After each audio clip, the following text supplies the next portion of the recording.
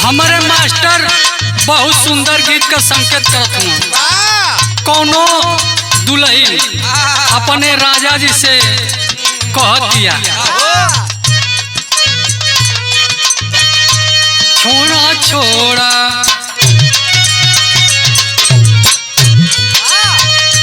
छोड़ा छोड़ा कलैया पिया भोर हो गई।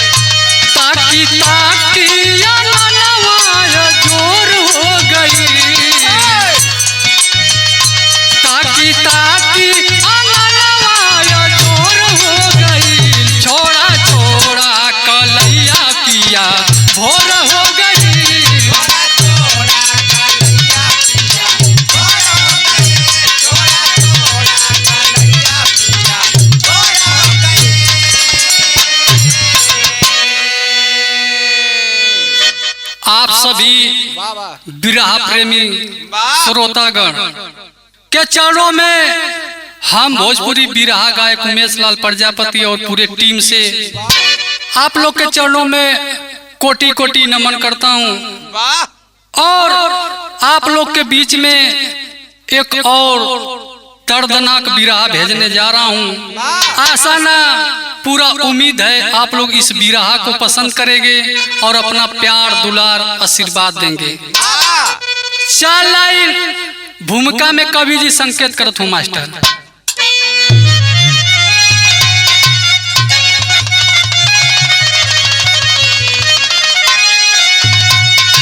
कांप गई आज देखो धरती,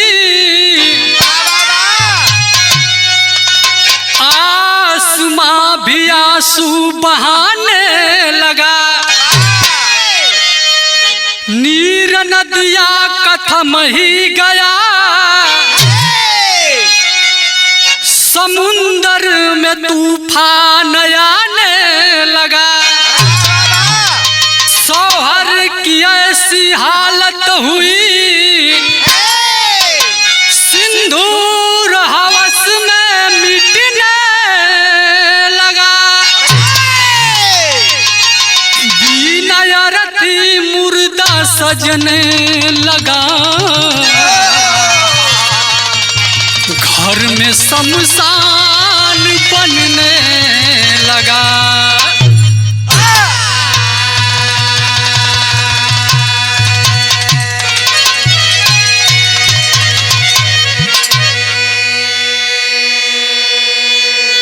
ए भैया कवि जी बड़ी सुंदर लाइन लिखलन, बिना अर्थी मुर्दा सजने लगा, घर में श्मशान बनने लगा।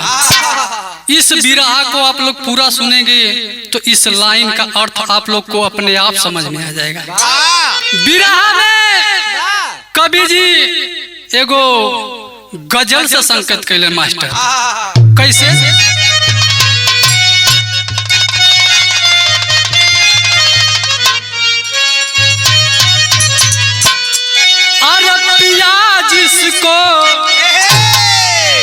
पिया जिसको चाहे सुहागन वही है,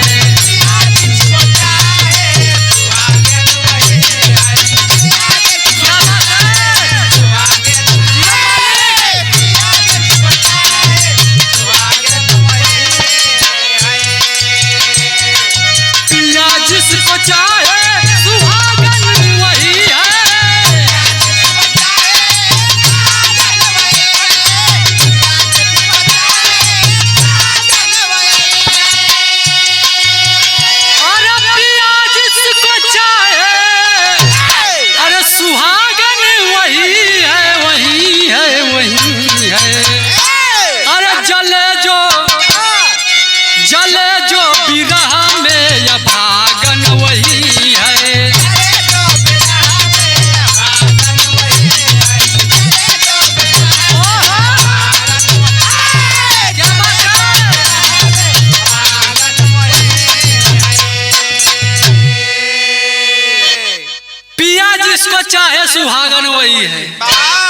जले जो बिरह में अभागन वही है, लेकिन केहू से बढ़िया भाव कवि जी बिरहवा में देतू। आवा मास्टर।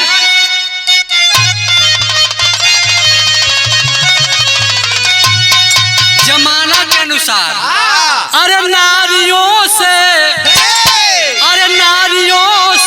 नर को डर लग रहा है।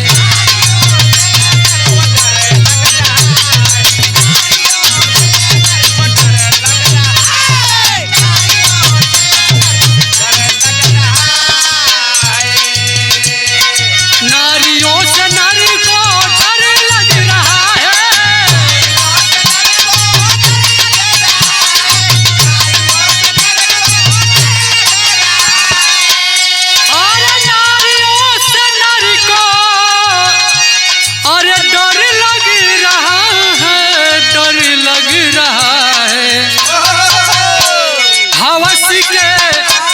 हवस के आग में घर जल रहा है।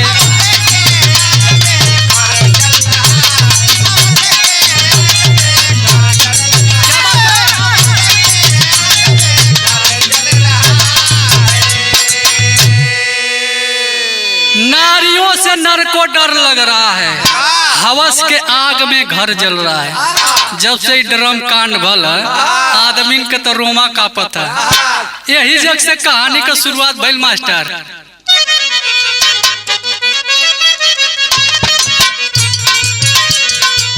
उत्तर प्रदेश जिला शाहजहांपुर नामी है। गांव नवदिया नवजपुर की कहानी है। वहीं पे खेमराज पत्नी संग खुशहाल रहे। 3 बेटी 2 सुंदर गोदी लाल रहे।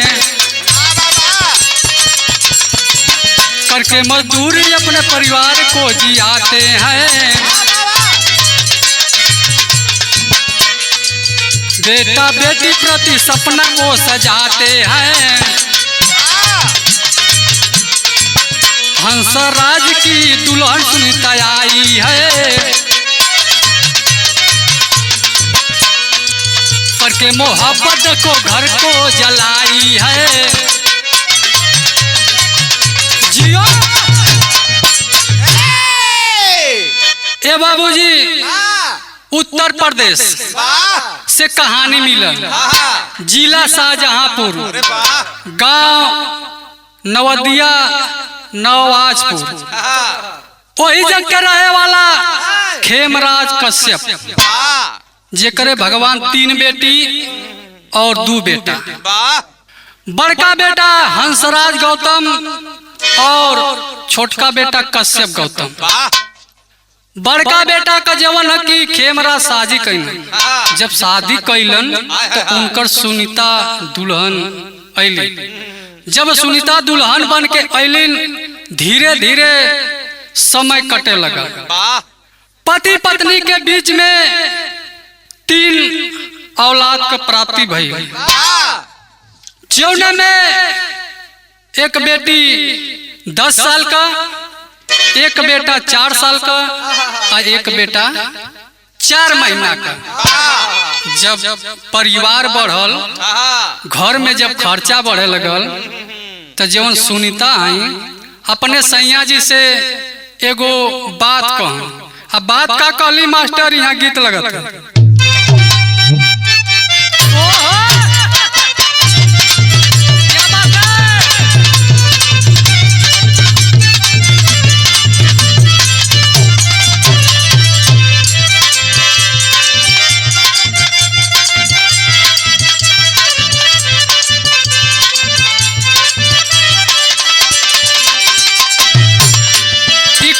मर्द मेहरारू का बात है। मर्दा मेहरारू को दोष दे, मेहरारूआ मर्दा का दोष दे। नहीं, मर्दा कहत ढेर तने बोला गरम होत बा खोपड़िया पिए में बीड़ी जार देलू। महंग महंग सड़िया पिए में बीड़ी जार देलू।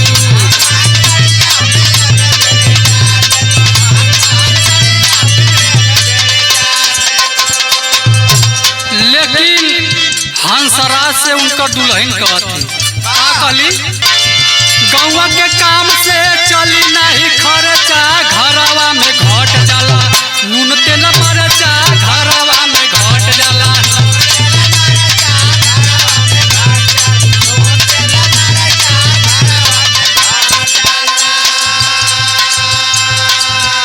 हंसराज का दुल्हन कहलिन कि गांव घर का काम 2 दिन मिलेला, 4 दिन घरे बैठेला, अब परिवार में खर्चा पड़ गला, ई गांव के काम से परिवार ना जी पाई। तब हंसराज सोचलन कि आप करी का, बड़ा लाचार बना। तब तक उनकर दुल्हन एक बात औरी कली, का कली मास्टर,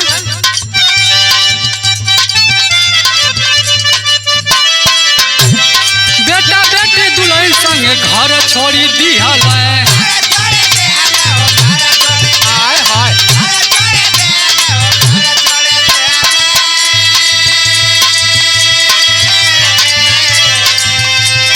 भाटा बजा के एगो काम धइली हल,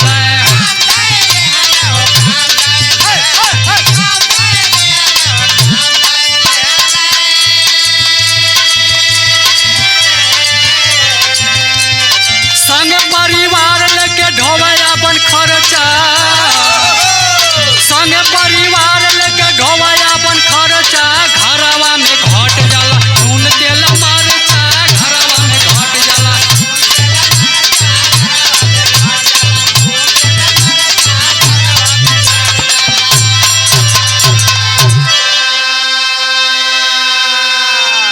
दुल्हन का बात मान के हंसराज अपना बेटा बेटी के लेलन, दुल्हन के लेलन, आ लेके घर छोड़ देलन। आ घर छोड़ना तो गईलन कहाँ, चल गए राजस्थान। आ राजस्थान में जाके एगो भट्ठा पे काम करे लगलन, दोनों प्राणी और परिवार के जियावे लगलन। धीरे धीरे जब समय बढ़ल तो कवि जी बिरहा में टेरी का भाव देतु मास्टर, अरे मोरे राम रुपैया आज नचावे सबके, अरे मोरे राम रुपैया हो, अरे रुपैया आज नचावे सबके, पापी पेटवा अपने घरवा के छोड़ावे यार, छोड़ावे यार, छोड़ावे। ए बाबू लोग कहे ना पेट ना हो तो केहू से भेंट कहाँ हो, अगर पेट ना रह तो इतना रात का मन का काहे के भेंट होकर। कवि जी लिखत हुआ रुपैया आज नचावे सबके, पापी पेटवा घरवा के छोड़ावे, रुपैया आज नचावे सबके। अब दोनों प्राणी जाके भट्ठा पे अपन मेहनत मजदूरी करे लगलन, अपने पेट के पाले लगलन और बेटवन के वही जग पढ़ावे लगलन। अब धीरे धीरे जब कुछ समय बीतल तो होत का मास्टर बिरहा में छंद का भाव लगा, पति पत्नी मेहनत करे,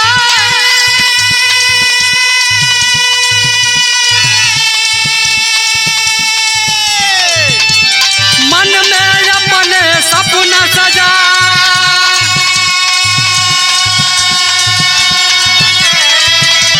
बेटवा से दुख कटी, अरे बेटवा से हो दुख कटी, मजदूरी करके रहे पढ़ाए।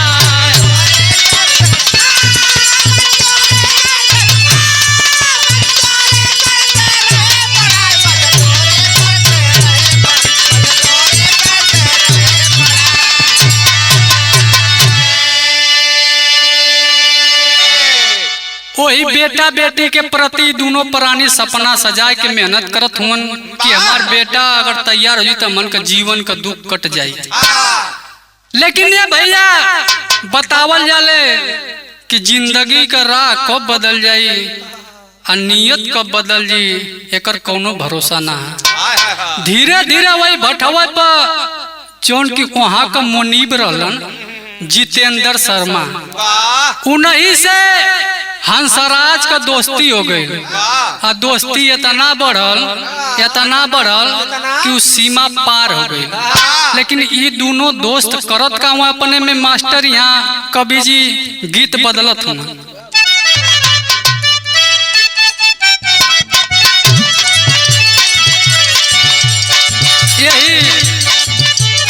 दशहरा बीतल, दशहरा में कोनो मेहरारू अपने मरद से कलश की हमके तनी मैहर घुमा देता। कल देखा, एक तो तू कम पढ़ल लिखल, दूसरे मोट बुद्धि का, कल तू कहल का चाहत हम समझत नहीं। तब मर्दा बतावत है, नया नहर अभी कनिया बारू,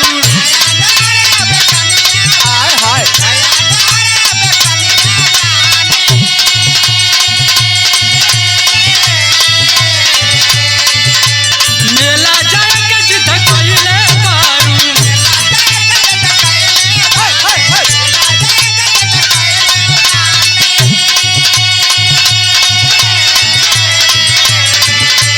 नया नहर अभी कनिया बारू, मेला जाए के जिद कइले बारू, झूठा होके डलले बारू हमरा के झमेला में, गोरिया भुला जाइबू माई हर के मेला में।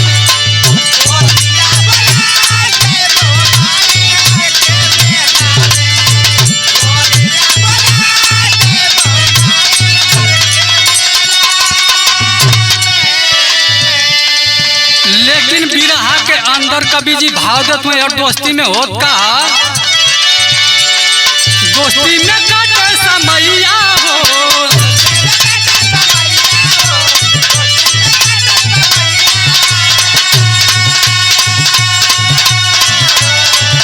दारू के होले पियैया हो,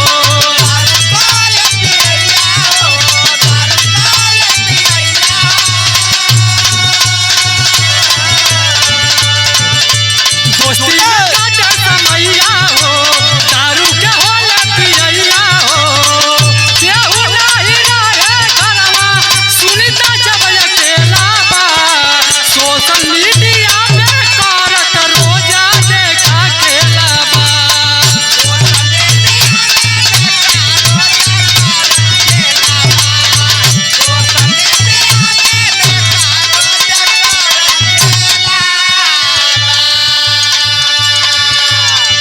ये हर जवन है कि हंसराज और उनकर दोस्त जवन जितेंद्र शर्मा हुआ, दोस्ती गहरी हो गई।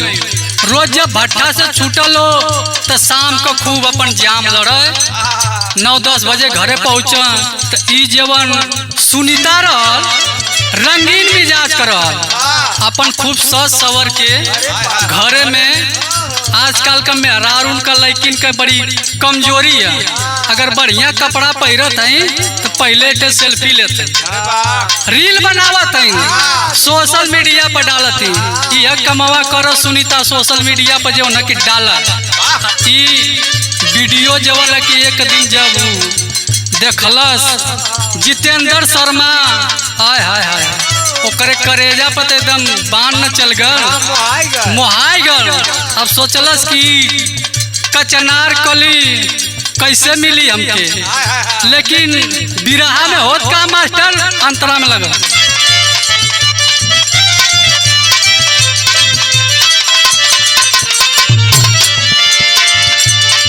देखल जबरी लफीला दिलवा में उठल,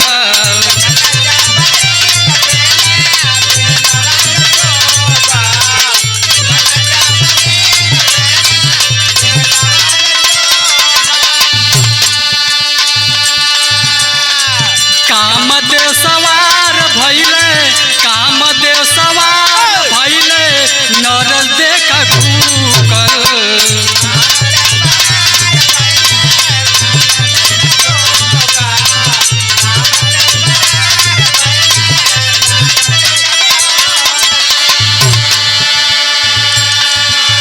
प्यारा में फसली गुजरिया हो,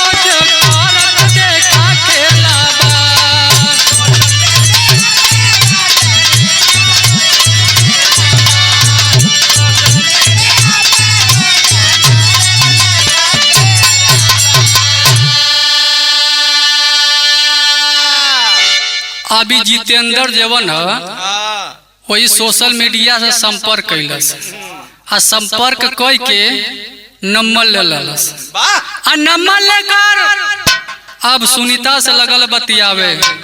जब 2-4 दिन बतियौलस तो दोनों ओर एकदम आग लग गई यार। सुनीता के भी दिल में यार, जितेंद्र के तो मन में खूब लड्डू फुटता बा। धीरे धीरे कुछ दिन बीतल, दोनों जवन हमन की एकदम पलान कैलन। अब पलान का कैला, एक दिन फेंकू भैया जवन हंसराज हुन उनके 2-4 पैक ज्यादा दे दे घरे, रोज तो बहरे पिया सोन, जब काम बनाओ तो घरे 2-4 पैक ज्यादा दे के जब रात भइल तो खूब अपन जवन है कि रंग रलिया मनौलन को, यानी दोनों एक नाजायज संबंध में हो जाते हैं। अब जब धीरे धीरे कुछ दिन बीतल, जब आए जून जुलाई का बारिश वाला दिन, तो भट्ठा तो बंद। अब सोचे ये सुनीतवा कि लगत हम बिछड़ जाए। अब एक दिन सांझ का रोई के फोन कैलस उनके जितेंद्र के, आ जितेंद्र के फोन करके कहत है का कलश मास्टर विदेशिया लगत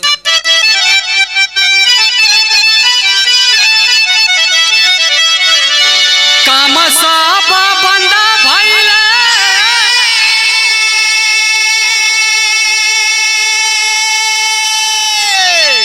जुलाई जब आई गईले,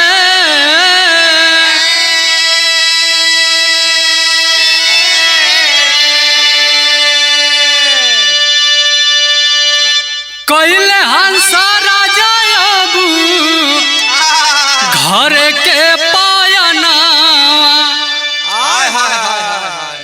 जुलाई में जब काम बंद हो गई तो हंसराज घरे का पयान कर देना। और जब घरे का पयान कैले तो सुनीता करत का है, सुनीता के मन में होला बड़ा दुखावा हो, झारा झारा बरसेला दोनों हो नयना। हंसराज कहलन कि अब काम बंद हो गल, अब घरे चले के पड़ी। तो सुनीता जब इतना सुनल तो करे मन में बड़ा दुख भई कि अब लगा था कि जितेंद्र से नाता टूट जाए। तो सुनीता करत का है, जितेंद्र के फोन कैली, सारी बात सामने धैली, अब नहीं होई पाई हमनी के मिलना।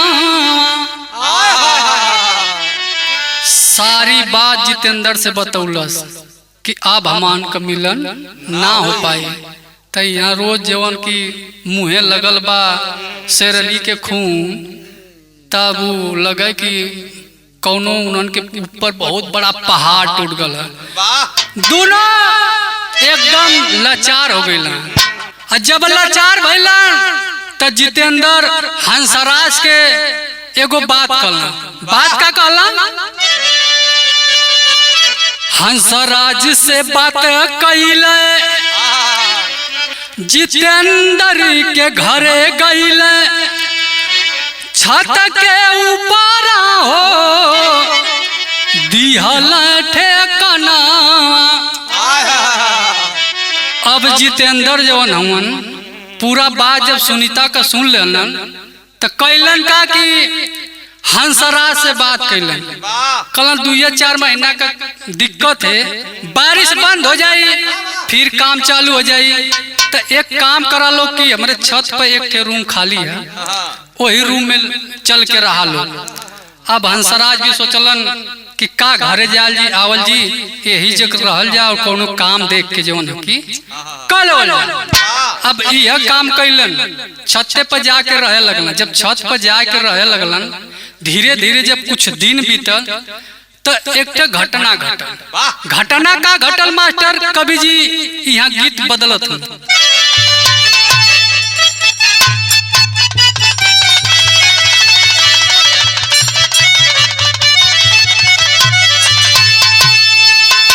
हमान के माटी के गीत है, माई बहन लोग गावे पहले गाँव यही पार गंगा माई हो ओही पार जमुना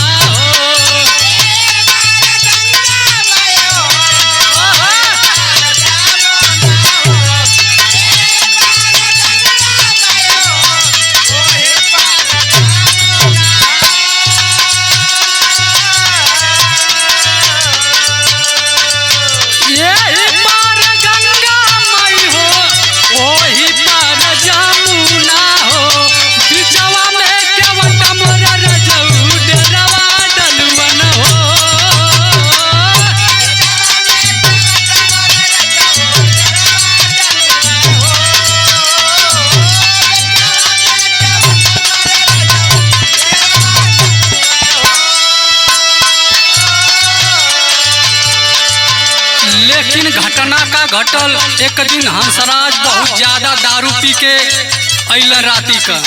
जब राती का अइलन छत पर गइलन लगलन तो हड़कन करे। जब हड़कन करे लगलन तब सुनीता हाथ जोड़ के एक से बात करी। का कहली? जिए क्या धारवा पारा तो ही तो सहारवा पारा।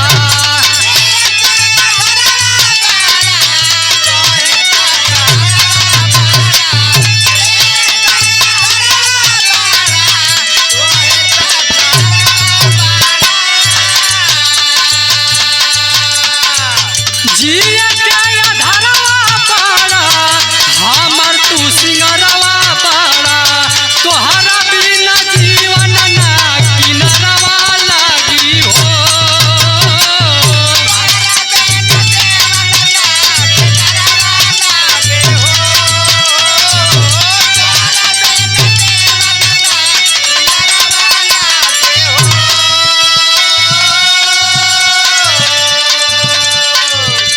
कहली सुनीता स्वामी हमारे जिए का तो ही आधार हुआ, मांगे का हमारे तो ही सिंगार हुआ।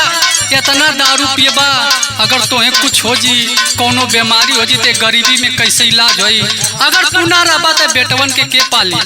इतना जब बतिया सुनीता कहलीन गुस्सा में हंसराज लाल हो जाता है और लाल होकर दो चार धापड़ उसके गाल में जड़ देता है।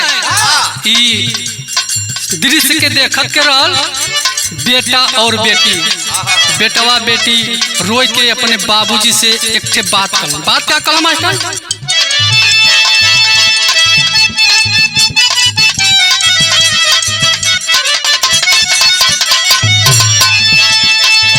बेटा काहे मम्मी से पापा कारा जिन झगड़वा हो।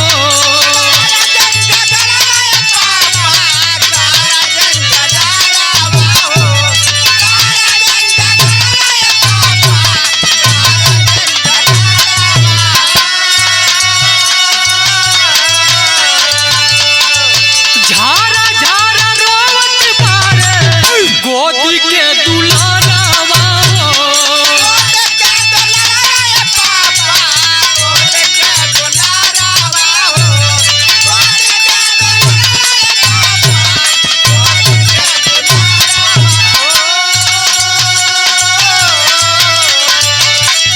काहे सुनीता तोहर ना सहारवा चाही हो।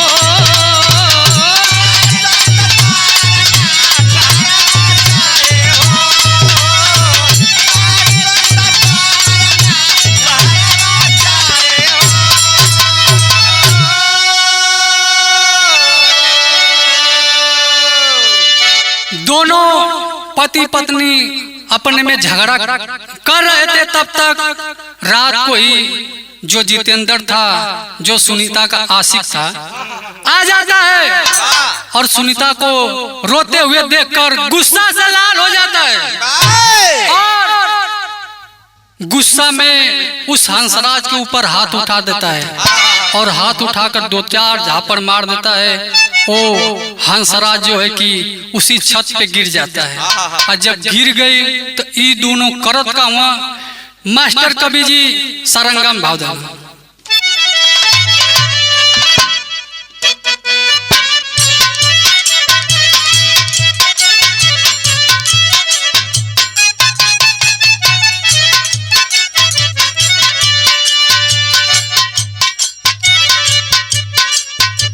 भरया कवारी जाके पीछे से पपीनिया हो, पीछे से पपीनिया हो, गोरखी चाती हालिगी राय जी।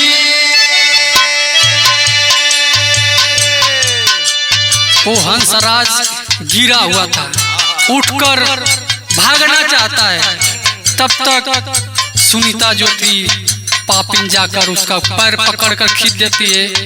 हंसराज छत पे वापस गिर जाता है, और जब गिर गई तो करत का मसोन पापा के मारा जाना मम्मी तू जानावा हो मन, पापा के मारा जानी मम्मी तू जानावा हो, मम्मी तू जानावा हो, बेटवा के सुने ना पुकार जी। दोनों मिलकर प्रेमी प्रेमिका उस हंसराज के ऊपर वार से वार कर रहे हैं। तब तक जो बेटा बेटी थे दोनों जाकर मम्मी का आंचल पकड़कर खींच रहे थे कि मम्मी पापा को मत मारो, पापा को मत मारो, लेकिन वो दोनों के ऊपर तो भूत सवार था। वो दोनों उस हंसराज को उसी छत पर उसी रात को जान से मार देते हैं। और जान से मारने के बाद करते क्या है, कवि जी बिरहा में पपट का भाव देना, अरे अपने हाथ से सनुरवा के धोवली काटा बोवली हो, अरे अपने हाथ से सनुरवा के धोवली काटा बोवली हो, गरम में लतिया के छिपवली काटा बोवली हो। क्या बात है?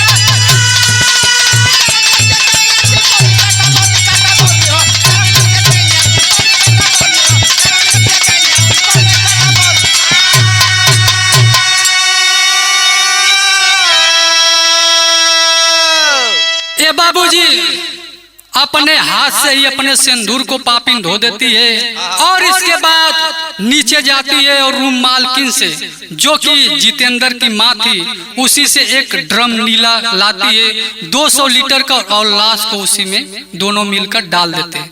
और दोनों मिलकर डाले तो ऐसे नहीं डाले, उसमें और किए क्या थे, डाल दिए है नमक ऊपर से गले बादे तनवा हो, तन को नाही दाया आई दूनों के नयनवा हो, अरे प्रेमी संग गईली पराई हर जाई हो, डरम में लसिया के दिहली छिपाई हर जाई हो। ए बाबूजी एगो मेरठ का कांड सुन लो वालों ड्रम होला, लेकिन ओसे भी बेहतरीन इकुल ड्रम में डाल के और ओमा जो न कि एक बोरा टाटा का नमक डाल देना, और नमक डाल के जो न कि चादर से ढक देना कि लाश जो न कि जल्दी गल जाए। वहां से अपन उस प्रेमी प्रेमिका दोनों और जो बच्चे थे लेकर चल गए कहाँ, कवि जी आला में भाव देता हूँ मास्टर।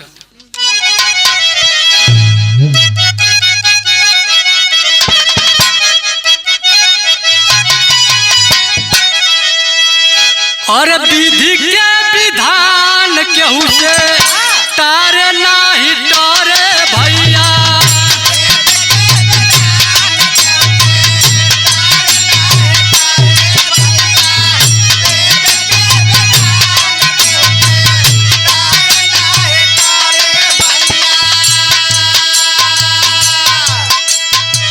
समय के आगे सब जाला हो,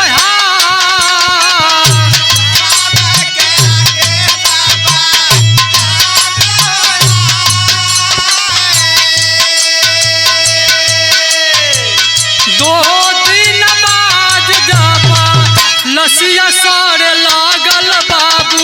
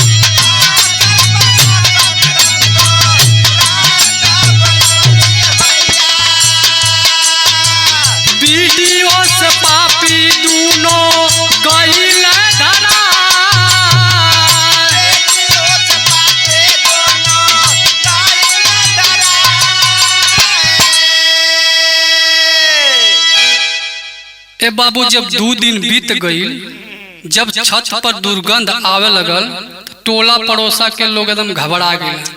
घबरा के अलन जौन है कि जितेंद्र के मम्मी के लगे, कहला तोरे छत पर जो है कि कुछ लगता है चूहा हुआ मरा है, बहुत बास आ रहा है। जब जितेंद्र का मम्मी जब छत पर गईली, चारों ओर देखली कुछ ना लौकल, तो शंका आइल ये नीला ड्रम वाला कांड का कि हमार बेटा भी ना लौकत है, और न हंसराज लौकत है, न ओकर बीवी बच्चा लौकत है। लेकिन वो लोग ड्रम को खोले नहीं। तुरंत जवन है कि शासन प्रशासन को खबर दिए, वहाँ के जो एसडीएम थे वो दल बल के साथ पहुंचे और उस घटना को स्थल पे पहुंचकर उस ड्रम को खुलवाए। एक व्यक्ति से जब वहाँ के चादर हटवाते हैं तो उसमें देखे कि एक बॉडी पड़ी है और बॉडी के ऊपर जो है कि नमक पड़ा है। नमक से जो बॉडी धीरे धीरे गल रही थी, इसलिए दुर्गंध आ रही थी। लेकिन उधर तो वो सब जवन है कि अपन पुलिस प्रशासन काम करते, कुल इधर कहाँ गईलन? वही राजस्थान में घर से कुछ ही दूर पर एगो भट्ठा पर जाए के आई जौन जितेंद्र बा, वो भट्ठा मालिक से कहत का मास्टर यहाँ खड़ी लगा, अरे बीबी बच्चा हमारे संगवा, कहे साहब कुछ दे दो हमके कमावा।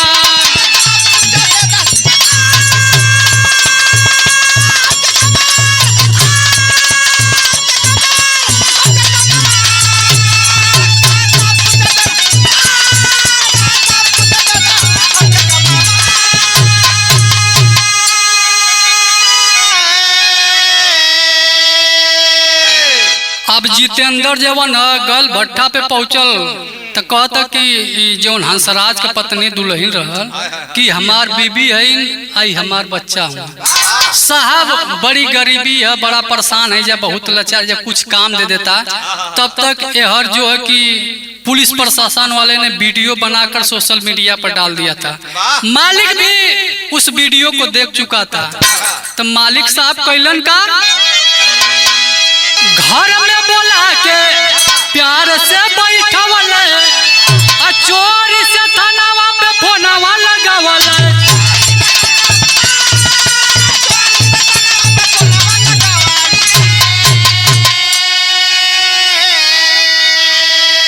अरे आया दरोगा लेके गईले सनवा, कहे साहब दे दो कुछ कमावा।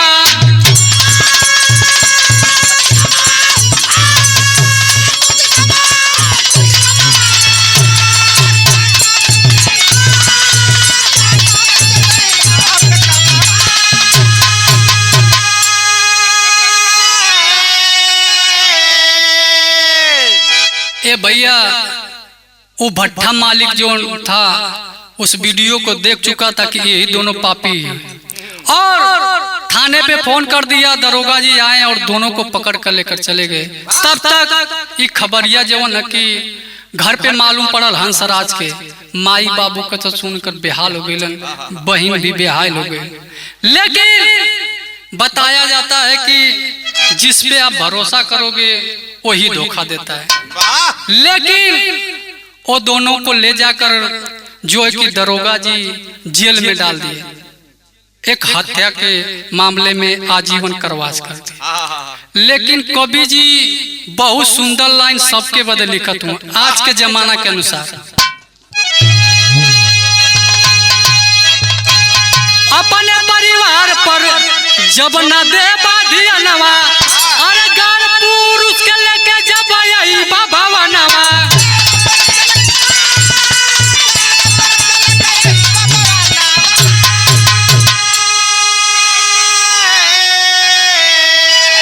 अरे यही तरह बाबू हो जाई है जनवा, कहे साहब कुछ दे दे कमावा।